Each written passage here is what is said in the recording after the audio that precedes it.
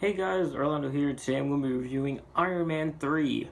This film takes place in the same year as Avengers and Thor: The Dark World, specifically around Christmas time of that year. After the events that happen in the Avengers, Tony Stark is living with PTSD and faces a new threat known as the Mandarin. That's the most IMDb synopsis you're ever gonna get from me, so I hope you enjoy it. I'm gonna get a lot of hate for this, but this movie right here is, honest to God, my least favorite movie in the whole Marvel Cinematic Universe. Unless something else really bad comes along, but this movie is my least favorite movie. Let's start with some pros. Robert Downey Jr. is fantastic in this role.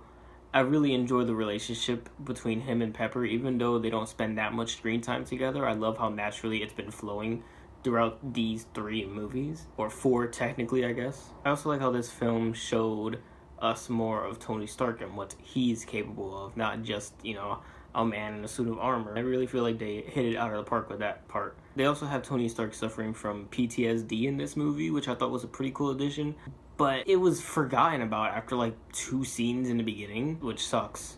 Also, the writing, I don't know, the writing this time around, it completely feels like a different Tony Stark in a lot of ways. He's straight up a dick to this little kid that's in the movie. I'll put up some clips so you guys can see this shit. Well, my mom already left for the diner, and Dad went to 7-Eleven to get scratchers. I guess he won, because that was 6 years ago. Which happens, Dads leave. No need to be a pussy about it. Here's what I need. What's your name? Harley. You know what keeps going through my head? Where's my sandwich? I'm sorry, kid. You did good. So now you're just gonna leave me here, like my dad? Yeah. I'm cold. I can tell. You know how I can tell? Because we're connected. I understand Tony Stark is not the kindest person in the world. He's narcissistic and shit.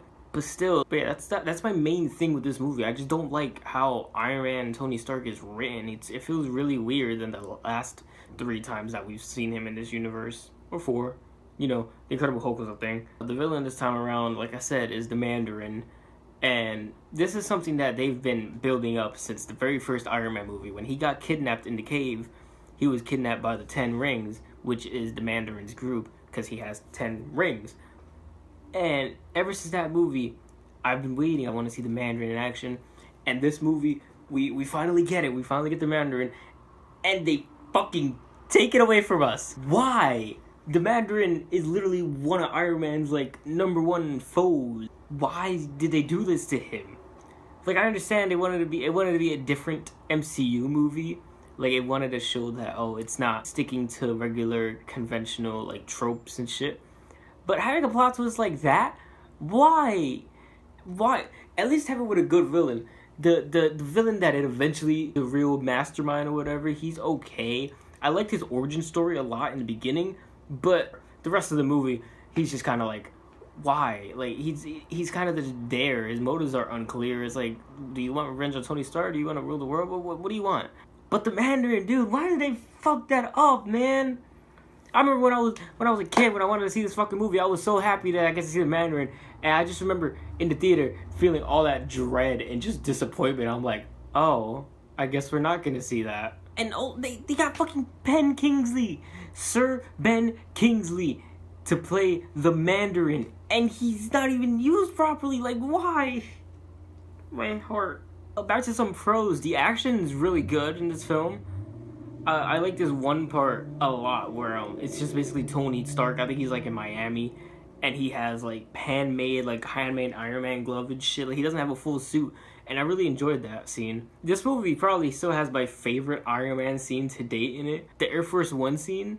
That is if not one of my favorites, then it's my favorite Iron Man scene in this entire universe. It's so fucking awesome. I really enjoyed the main theme of it as well. The theme song, not the theme. I liked it this time around, and I'm glad they're sticking with it. But at least I think they're sticking with it. I like how this time around, Rhodey has more to do. I also like that AIM was included in this movie. I like the company of AIM. I just feel like they were underutilized in this movie, as well as the Extremis plot. They just tried doing a lot of shit in this movie, and I feel like it didn't know how to weave it all together and make it flow naturally, that it kind of just falls on its head for me. Even though the PTSD part of this movie wasn't there throughout the entirety of the film, you get to see that Tony Stark is like, he can't sleep.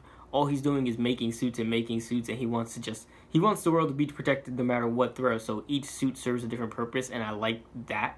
Even though barely any of the suits got their own screen time, like there's like fucking 50 suits in this movie. They all come in at the end. They each have like 2 seconds of screen time, and then that's it. And it's like, wow, like you really only made these many suits so you could sell toys, didn't you, Disney? Didn't you? I really enjoyed the entirety of the third act a lot. I thought it was really engaging for me. However, I have a problem with Pepper. I forgot to mention this in my Thor, so I'm gonna do a little Thor section right here. I really wish Loki would have fucking died in Thor the Dark World. That would have made his character so much better, having that redemption arc, and then boom. But no, they had to keep on dying and bringing him back. But anyways, that was my Thor section. Pepper Potts could have easily fucking died at the end of this movie, and I would have been okay. This is like her last movie appearance up until like Spider-Man Homecoming, which is like 4 years away. Why? Why would you waste her character, make her purposely survive just to never use her again? I feel like she would have been way better off if her character was just killed off. Or if not, if they wanted to keep her alive, keep her with the fucking Extremis powers. That would have at least made her useful. She could have helped against Thanos. We need that shit. Even though this movie is way easier to watch than like Thor the Dark World, where everything is gray and shit, the disappointment I have for this movie is immeasurable. I was rewatching it thinking like, oh, there's no way this could possibly be my least favorite movie in the universe. And I'm watching it and I'm like, yeah, it is. But it's still fun to watch. It's just, it misses all the marks, for me at least. And in the end, I give this movie a 5 out of 10.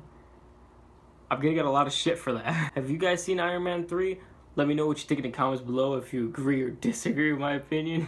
Putting up end cards. If you guys enjoyed, make sure you hit that like and subscribe button for more of my movie reviews. And I'll see you guys in the next one. Peace.